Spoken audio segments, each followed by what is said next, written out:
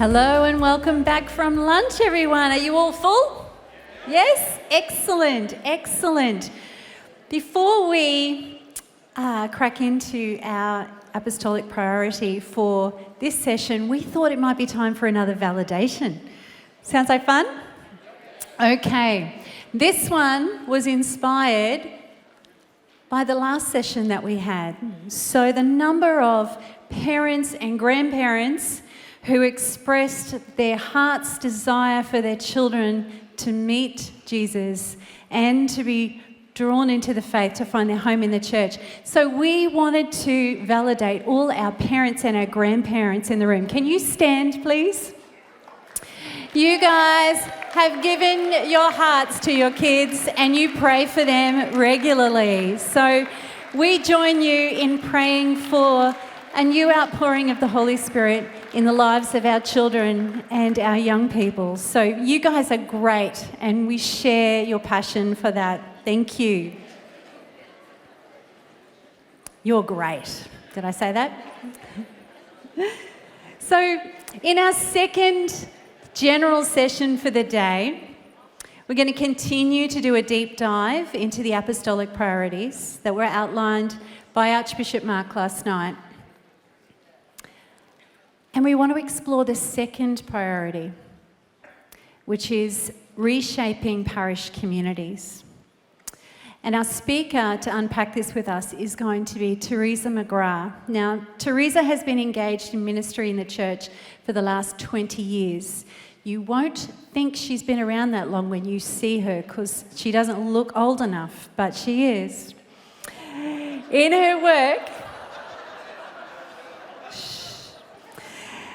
her work with parishes and communities, she combines her knowledge of business management, theology, canon law, and governance with her great passion for evangelisation. Teresa loves helping parishes discover their vision for the future and mapping out the tangible steps for making this vision become a reality. Please join me in welcoming Teresa McGrath.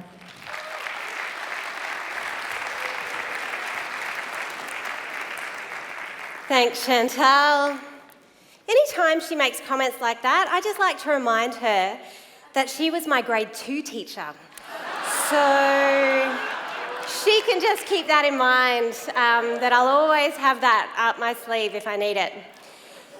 Who was here, well, not here, but who came to proclaim? And it was 2016, was it 2017? Okay, so a few people were here back then. Back then, there were 3 of us who were up on stage and who were either pregnant or had just had a baby. And this year, there's 4 of us on EB staff who are pregnant and trying to run this conference. So I don't know what's in the water, but there's a whole lot of new life going on right now. So if I get slightly out of breath as I'm talking, it's because I'm slightly cramped right now. I'd like to begin with a story. And this is the story of the Israelites after they've escaped Egypt. We kind of meet them and they're into their journey in the desert and they've been there for a little while now, long enough to start to get a little bit grumbly, starting to question their decisions, starting to feel fairly hard done by. And at this moment, God reveals to Moses that the promised land is the land of Canaan. And he tells Moses to send some spies out. He tells him to send 12 men. And this isn't just a lottery ticket of men. He asks him to send 12 leaders. People who should be able to see possibility. So 12 leaders head out to the land of Canaan, and he gives them quite a brief. First of all, you need to check out the people. Tell me, are there lots of them or are there few? Are they big and strong or are they little? Have they fortified their towns really well or are the towns unwalled? Tell me about the land. Is it good or is it poor? Is there trees or are there none? Do we think the land is good? And finally he says, be bold. Be bold and bring back some fruit of the land. So these 12 men go and they spend 40 days and they're travelling around from place to place, getting a good feel of what this land looks like. And they come back.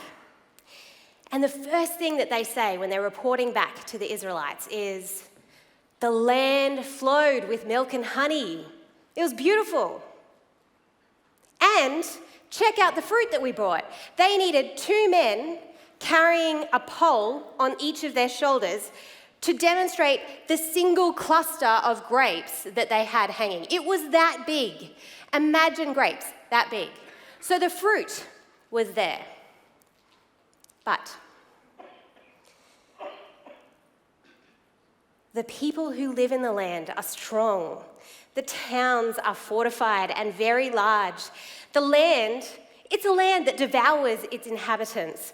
And the people, well, we seemed like grasshoppers to them, and we started feeling like grasshoppers to ourselves by the end of it too. 10 men shrunk back in fear, but there were 12 men who went. And Joshua and Caleb, their response was different. Caleb said, "Let us go up at once and occupy it, for we are well able to overcome it." 12 men saw the same thing, and yet their response was so different. The 10 saw all the problems and gave up before they'd even started. The 2, Caleb and Joshua, with eyes of faith because they knew it was the promised land, they had hope. And not just hope, but determination. Let us go up at once and occupy it, for we are well able to overcome. Let's take some time now to spy out our own land. And to start with, I'm going to start with some statistics. We've seen some already from Sherry this morning, but I want to talk about some of the stats of our own Archdiocese right now. So if we could just put up the slide. Hopefully everyone can see those, but if you can't, let me talk to them. In 2011, we had almost 66,000 regular parishioners. This dropped to 57 in 2016, and by 2021, we were at 39,000. This has dropped even more, and we're now around 38,000 in 2022. In 2011, we had 716 people around Australia who identified as Catholic. By 2021, it was down to 687,000. We lost 5% of the population who identified themselves as Catholic during that time. When we take in these statistics, we can start to ask the question, what is the hope in that? The hope comes when we have eyes of faith to see the possibility and not despair. The hope comes from the gifts that we have as a church. I've heard the church's problem labelled as a priest shortage. Yet, whilst our numbers of parishioners have decreased, our priest numbers, while they've decreased, they've not actually decreased at the same rate as our regular parishioners. We actually have more priests per parishioner than we did in 2016. And we still have many resources. The number of mass centres that we have has barely declined in the last 7 years.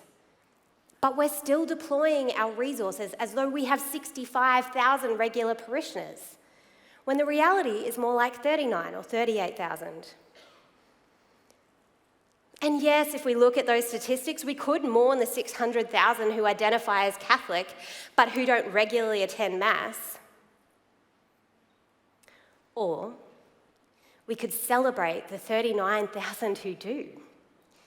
And these people choose to prioritise Mass weekly in a world that asks why. It's actually countercultural. these days. Our population of lay people who are committed to the church is still extraordinary. And there is still a lot of giftedness in the men and women who sit in our pews week in and week out that we haven't yet realised. So we have the gifts we need. We have the resources we need if we have eyes of faith to see the possibilities. And the possibilities come from how we use them. Pope Francis said, "The parish is not an outdated institution. Precisely because it possesses great flexibility, it can assume quite different contours depending on the openness and missionary creativity of the pastor and the community."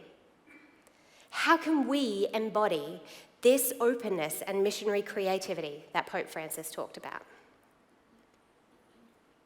Because our focus here is on the mission of the church, not our own comfort.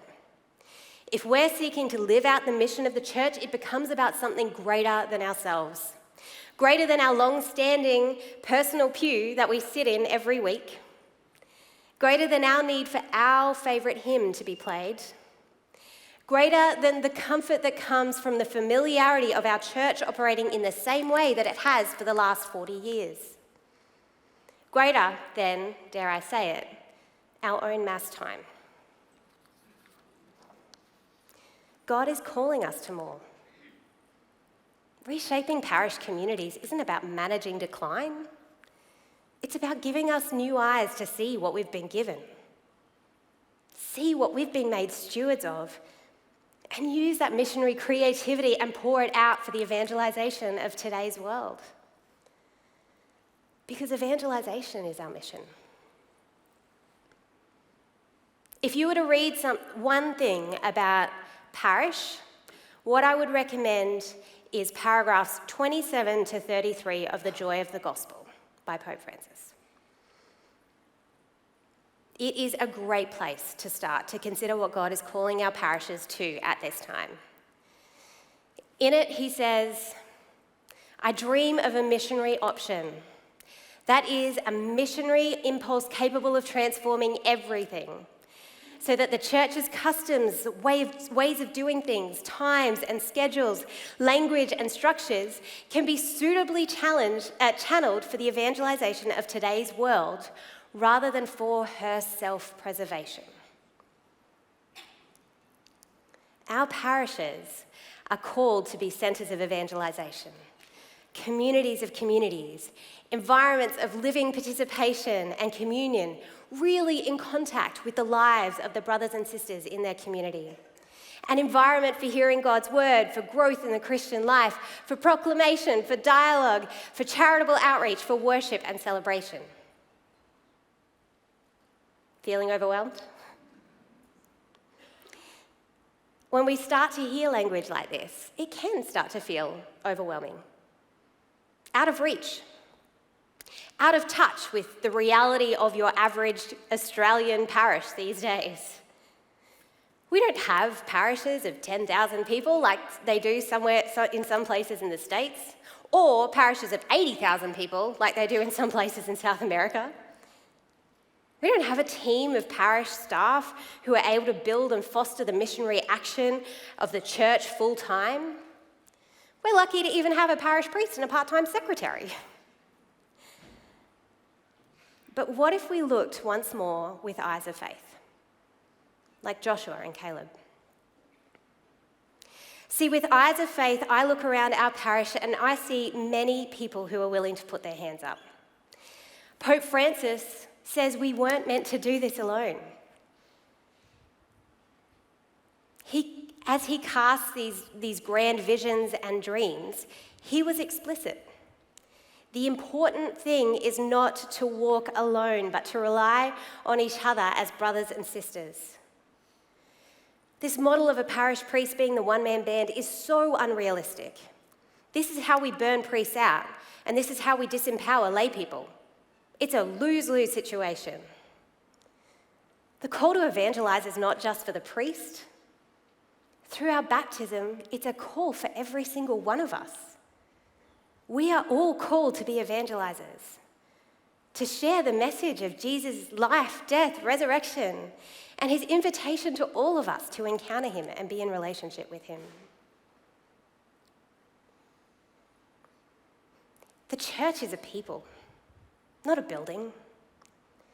And we have amazing people who can draw others in, who can cast a vision and who can rally to a cause.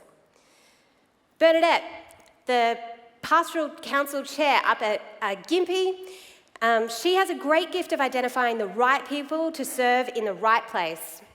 Jo Cullen at Regent's Park and at Rochdale, the crazy woman that she is, she can pull off any event and rally any number of volunteers to make it happen. Ken and Mary in the Vietnamese Catholic community, they continually keep bringing their leaders together to form them and grow them. They know that if we don't continue to grow, we will become stagnant and stale. And then I see priests empowering lay people. Father Francis at St James Coorparoo can't help but cast a vision and invite others to participate in it. My parents were up at Caloundra on holiday, and they came back encouraged and inspired by another parish. There was nothing wrong with their parish, but there was Father Josh preaching on the mission of Our Lady of the Rosary and inviting parishioners to find their place in contributing to it. This is what we want. We want to be encouraged by one another and want to be encouraged by what each other is doing. These aren't amazing people because they do everything. They're amazing people because they invite others into the mission of the church. We aren't meant to do it alone.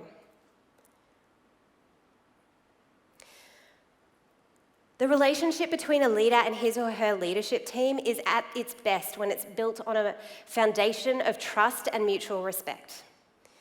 Research tells us that leading as teams is the best model of leadership, not this single charismatic leader up the front. Any successful charismatic leader from the front has, I guarantee you, a team of people behind them. But let's not follow that model that separates the leader from their team. Let's embrace the complementarity of leadership teams and take the pressure off one person being all things to all people. Let's lean into each other's giftedness and trust that together we are able to achieve so much more than what we can on our own. I think Joshua and Caleb needed each other to have the courage to speak up in defiance of what the 10 were saying. They just needed one other person who saw what they saw, and that gave them the courage to stand firm with their eyes of faith. Imagine if it had been 5. Imagine if it had been 10. So what ended up happening to the Israelites in the Promised Land? Well, God made a way, eventually. But because the people doubted so much, God had them wait 40 years before they could enter into the Promised Land. Let's not need 40 years to grow to the place God is calling us to be. Let's see with eyes of faith. Let's step into the promises of God with the hope and determination of Joshua and Caleb, and let's let him lead us into the Promised Land where he is calling us to. Thank you.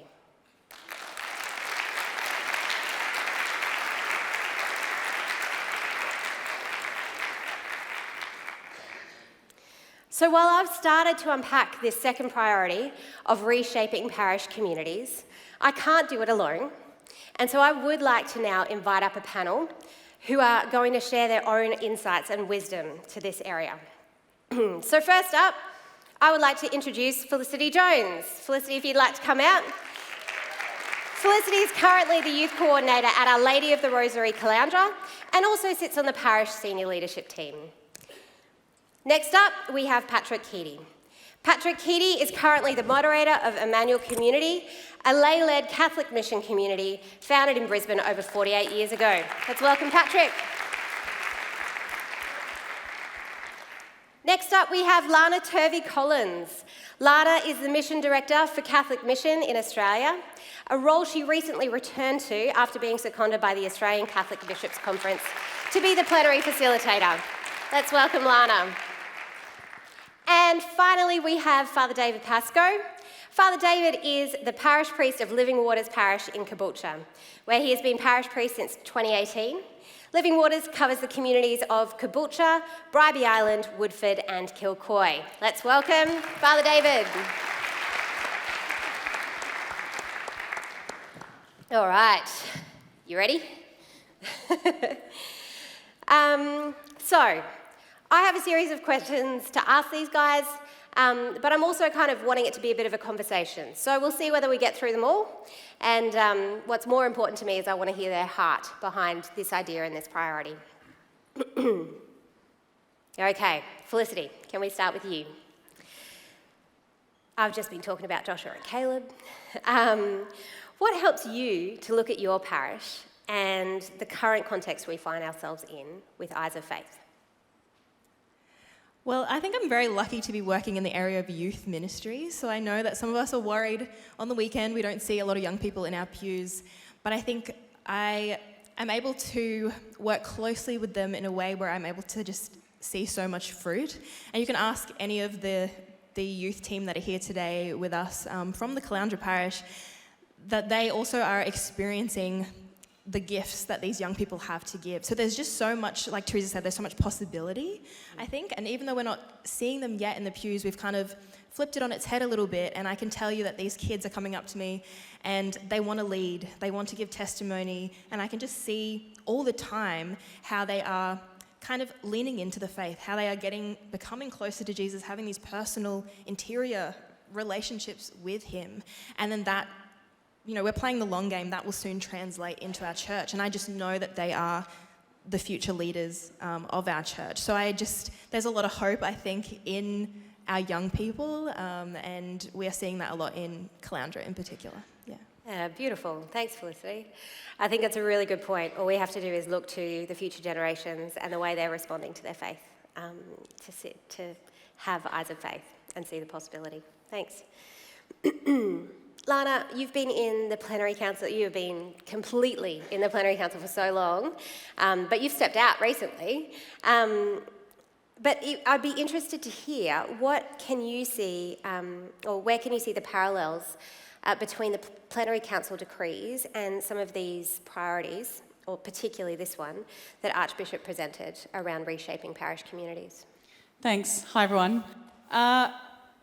The decrees of the plenary council, to be honest, I had to go and read when I came back to work, so I've been on maternity leave.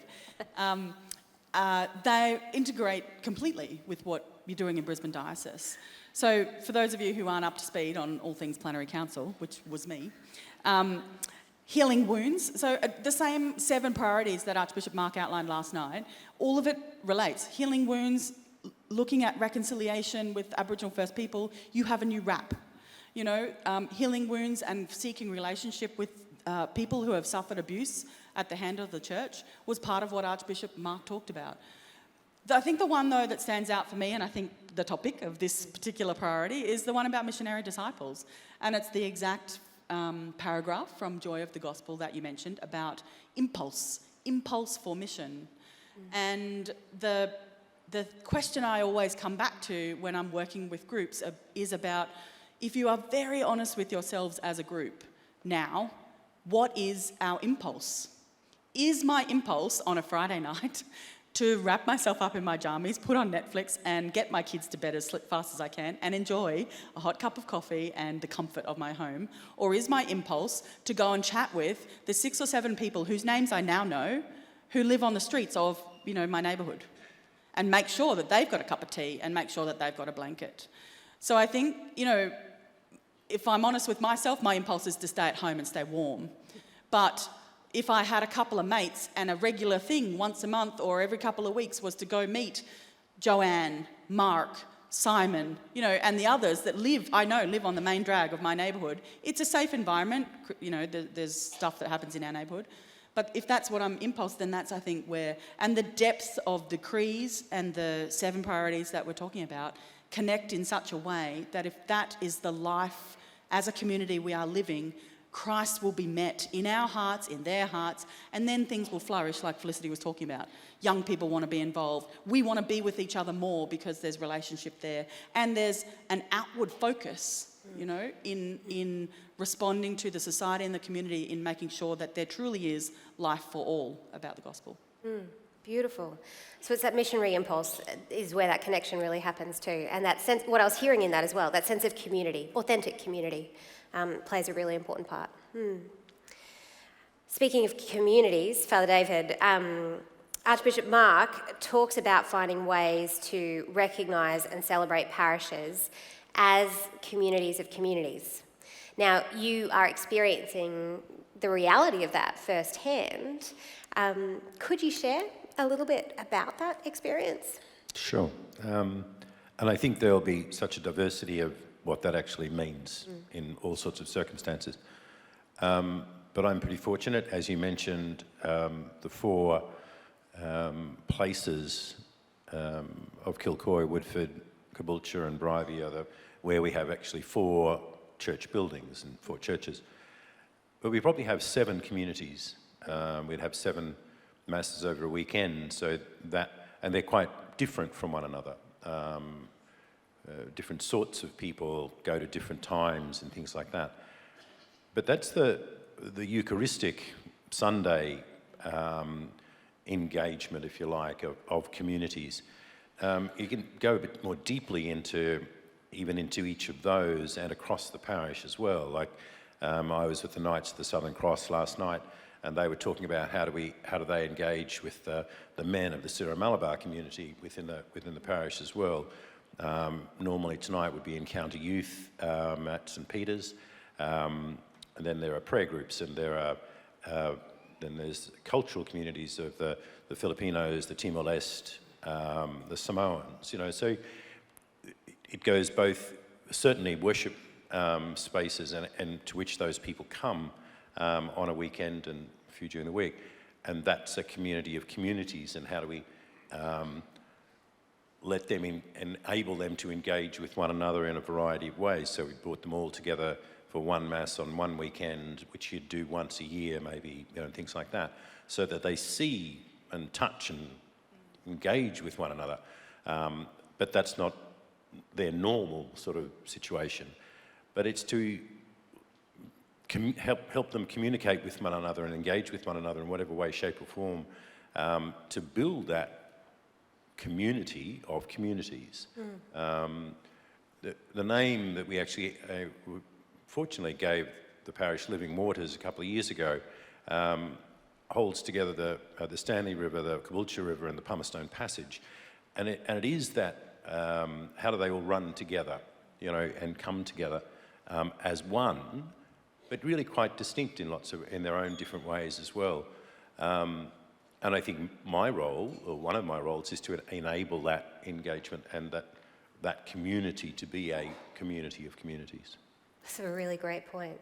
I think you're absolutely right. Sometimes when we think of a community of communities within this context, we're only thinking about a single community in one mass centre.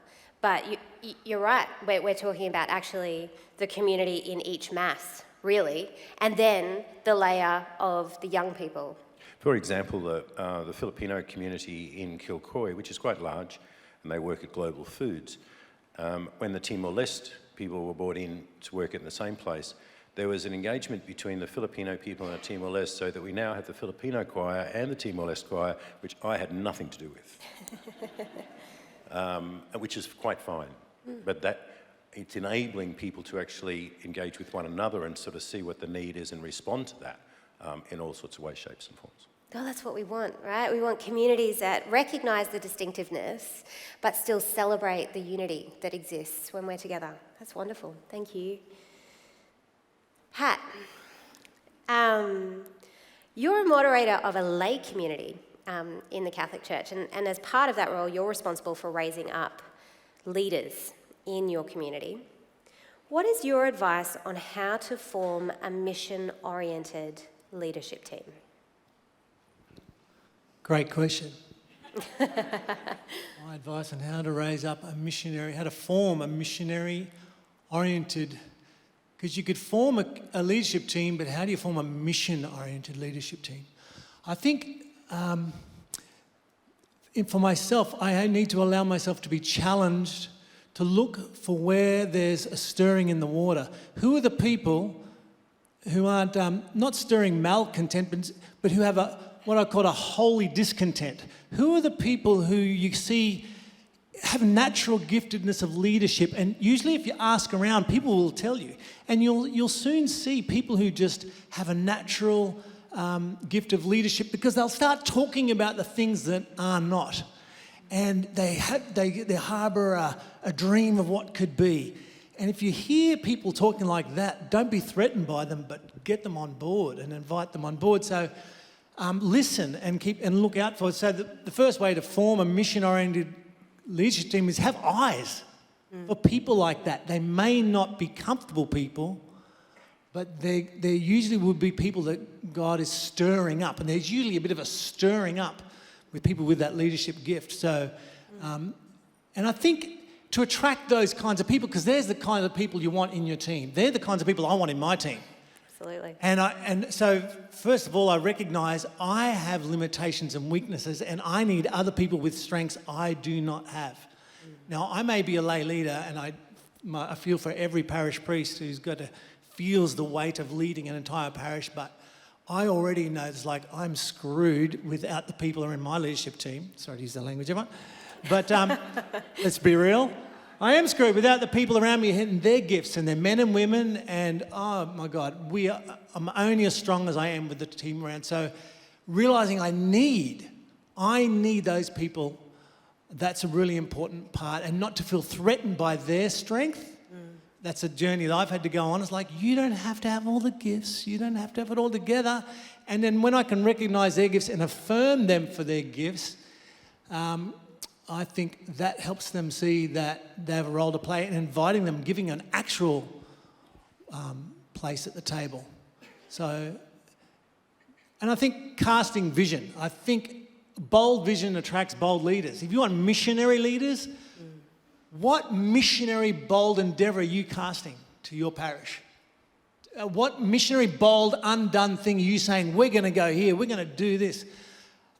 That kind of speaking, that kind of behaviour attracts people, the kind of people that you need around you. Just a thought. It's great. We could keep unpacking that for another 10 minutes, I'm sure. But I do want to move on, and I am conscious of time. Lana, you visited a lot of parishes across Australia through your work at the Plenary Council, but probably in previous work as well. As we look to the future and this question of reshaping parishes, do you have any insights to offer from your diverse experience of parish?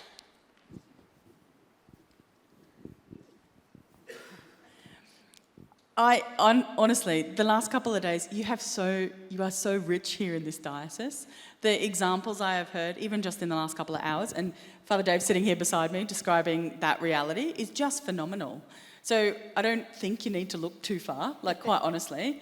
I think I would say that if you're not a parish that's flourishing and thriving, with all of the ministries and communities in harmony, if you've got communities in discord, or if you've got, lots of people who are they just want their pew and they just want their, and that's okay too, like they're faith-filled, loving people of God. It's more the question then, if that's your reality in your neighbourhood, if you have a different hunger, how does that thrive? And the positive examples I have seen is where those people come together and still love the people where they're at, that show up on a regular basis, but find an opportunity for their faith life and their self-nourishment of their journey of living the gospel to flourish. If I give you a small example, I took 2 planes and drove 10 hours to go to one particular community. Wow. That meeting, or that dialogue circle with me, was made up of 2 people who were husband and wife, 93 and 95 years old, and another lady who had been baking scones for morning tea after the morning mass on every weekday, and she was 91. And the parish priest. That was my dialogue circle. And I had caught 2 planes and driven 10 hours to be there. So in the moment, I was a little frustrated. But what it was a Thursday morning, right? So the timing was not appropriate for everybody to come to, and it was difficult and challenging and all that. What they shared was they have 5 younger people, a couple of husbands and wives and one of their kids, who have started I don't know the right words for it, but when somebody with anxiety or ADHD or anything, when they interact with horses in a beautiful way, there's a therapeutic relationship that happens. Their outreach as part of their expression of faith and mission was an invitation for other young people in the rural area to come to do this equine program. And they came to share, and these older people complained about the young people, but young people being my age, like 40-something, but then they absolutely were excited and had light in their eyes of this small program. So, and that was because it attracted other young people in. Other farming families were asking about the equine program, and they were saying it was from Saint blah blah's church, So I think my point is that a flourishing, thriving parish can start small. Am I being cut off because I'm talking to you? No, we're not that harsh. It can start small. So wherever you are at, my experience would say, just start there and don't think that you have to become intergalactic overnight. It doesn't have to look like the exact model of divine renovation or, anything that you see next door. Just be who you are, where you are, and live that for gospel and find the nearest challenge that you can have. Thanks. Find the nearest challenge and outreach and response to your faith that is authentic and genuine for you. And I think that's what I've seen work around the country. Beautiful. Thanks, Lana, and thanks for working with the technology as well. Pat, I'm just going to flick to you. Emmanuel Community is often trying to do new things and is willing to take risks and possibly fail. In recent years, one of those risks has been moving your Sunday Mass to the Emmanuel City Mission Drop-In Centre. What gave you the courage to take a risk like this? And do risks always pay off? Yes, risks always pay off. Risks always pay off because what if the risk actually happens? What if what you're risking actually happens the way you hope? So if you never ever go, you'll never ever know. So it's definitely worth the risk because what if it actually works? Now, what if it doesn't work? Well, you would have learnt a whole lot of really good stuff. But even whether it works or it doesn't work, there's this other beautiful thing about taking risks is that you're finally alive. Taking a risk and you're not sitting there going, oh, what about all what might go wrong and all those sorts of things. So yes, I believe taking a risk, faith is spelled R-I-S-K. Wow. And I heard that years ago and still trying to challenge myself to live by it.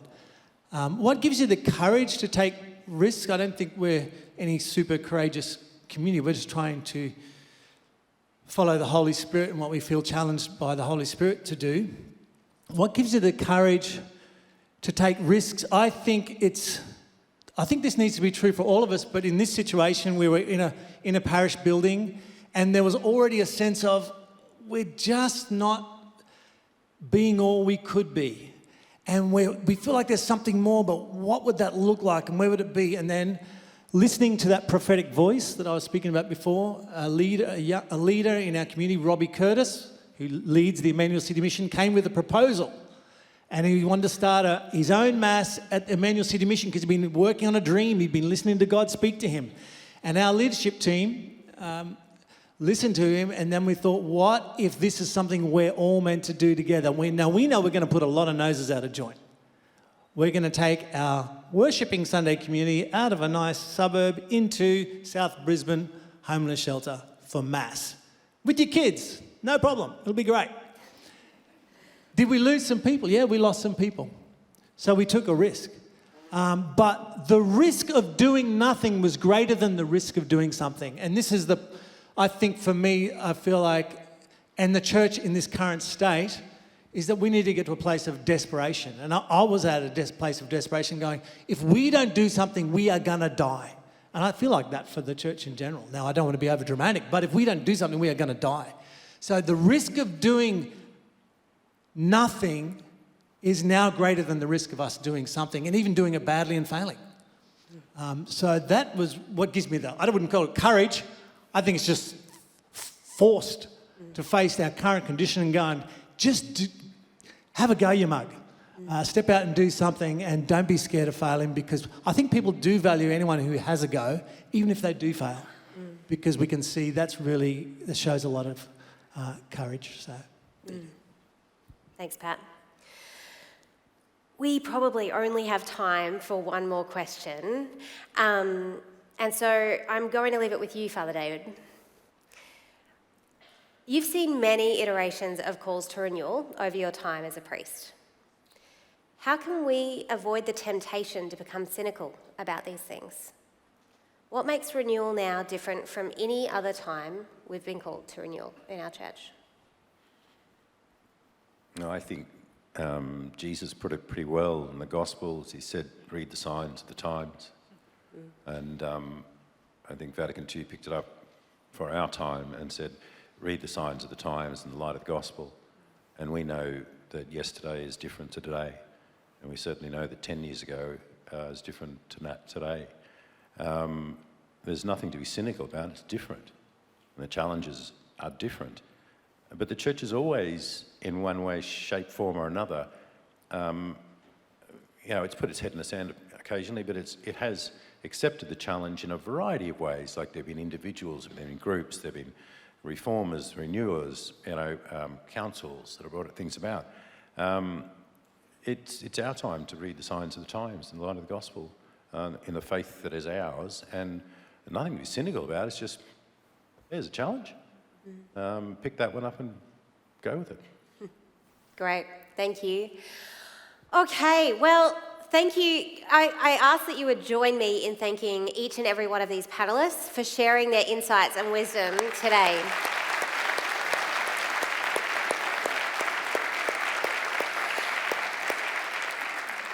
And look, I really want to affirm them, because each one of these people are all in for the mission of the church. I've seen how much they each go above and beyond. They make sacrifices in their own lives because the mission of the church is too important.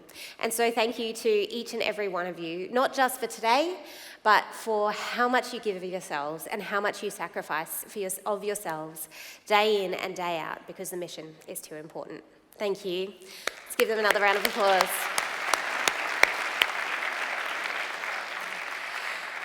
So before we move, what's going to happen now is we get the opportunity once more to have a look in at another one of our parishes across the Archdiocese. There's such a diverse range, and so this time we get the opportunity to go up to the Sunshine Coast. Let's take a look.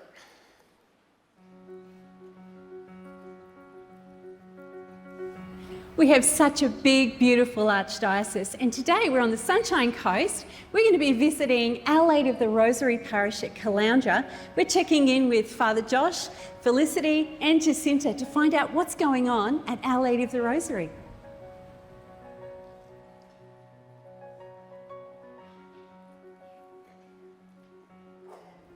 Chantel, welcome. Hi, Father Josh. Thank you so much for having me. It's You're really welcome. good to be here. It's great to see you. Let's come inside.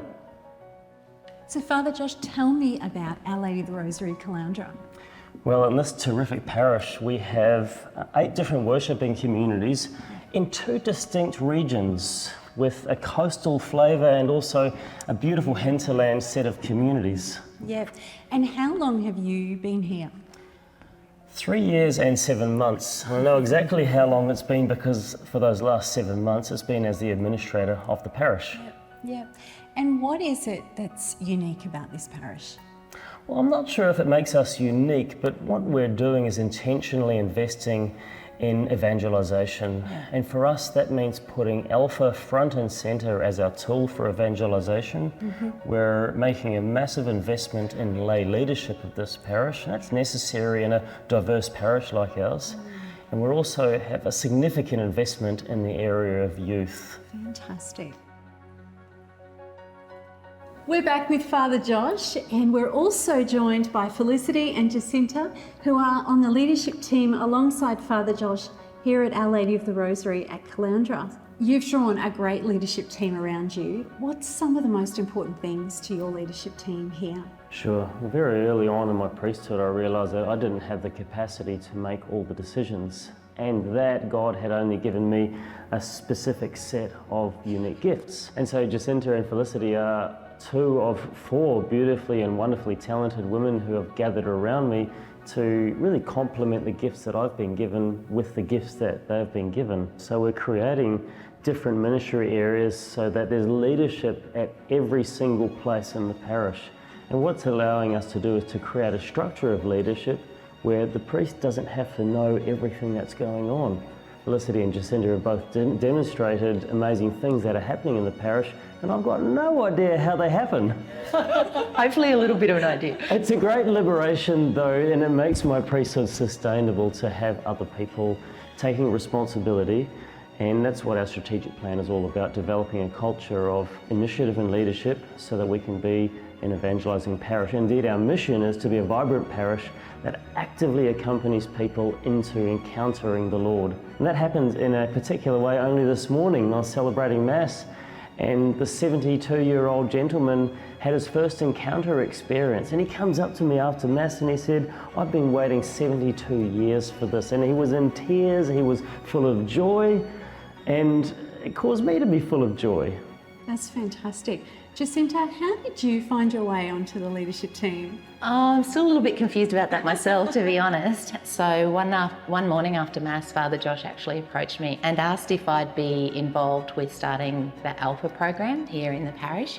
I hadn't even heard of Alpha, I didn't know what it was, and I went and did a bit of a research. So we started the first Alpha program, and it was pretty difficult times. It was at the start of COVID, lots of different things going on. Anyway, to cut a long story short, we got to the Holy Spirit Day, and I'd been lukewarm, to say the least, about the first part of the Alpha program and my experience of it. Anyway, we had the Holy Spirit Day, and well, I'm no longer lukewarm. I had an incredible encounter that day, and the beauty of my faith became real to me in a way that I understood that I had to live, and it wasn't enough for me just to be quiet in my faith. I had to be a disciple, I had to go out. Felicity, can you tell us more about that ministry that you've got going on there? So following on from NET, we had 2 years of NET ministries in the parish, and they did a lot of the groundwork in terms of speaking about faith and making the culture of faith normal within the school and also within the parish. So following on from them, we started Kingdom Youth at the start of last year. We saw 80 kids at that first launch, and from there we averaged 50, 60 throughout the year. We took a group of 40 from around the Sunshine Coast to Ignite Conference, and then we had 10 kids go through the sacraments of initiation at the end of the year. And one of those kids, she now works with me as an assistant youth minister in the school. So she went through the sacramental program, she felt called to give more to this ministry, and she now helps me plan every Friday night. Sometimes we take turns, but it's all about encouraging her to develop those skills, and it's all about sustainability, right, and what she can continue to give to our church and to our parish. So would there be any words of encouragement that you would offer to other parishes as they look to the future? It's a great question, and what I've experienced over the last few months and years is the absolute joy of the journey. It's been really fun gathering a team around me and giving over the control that I once sought to exercise in favour of assistance. It's the unburdening. And so I just encourage anyone else out there who's considering taking a journey of intentionality to know that it's not, while it is scary, it's fun. We have great time together. We always look forward to gathering and making those decisions, singing, praying together, and leading the parish. So Father Josh, Felicity, Jacinta, thank you so much for your time. It's just been really inspiring to spend some time here in a parish that's being so intentional about being on mission together. So can't wait to see what happens next. Thank you. Thank you.